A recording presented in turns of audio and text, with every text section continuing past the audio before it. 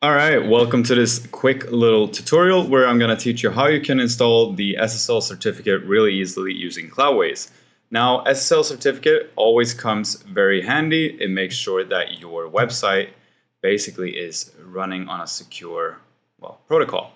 And as you can see, my niche website is not secured which means it does not serve HTTPS. It goes via HTTP. So easy way to do this, go into your Cloudways and jump into your server and then go to your app.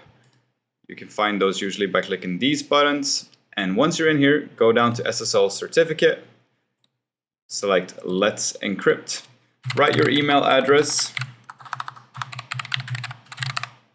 and write your domain name. In this case, it's thetinyhomer.com, and then install SSL certificate.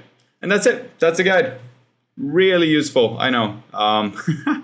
Yeah, check out my other videos. They're also very useful. You'll learn how to do SEO and how to build your website and what apps and plugins to use and how you can start making money on these websites.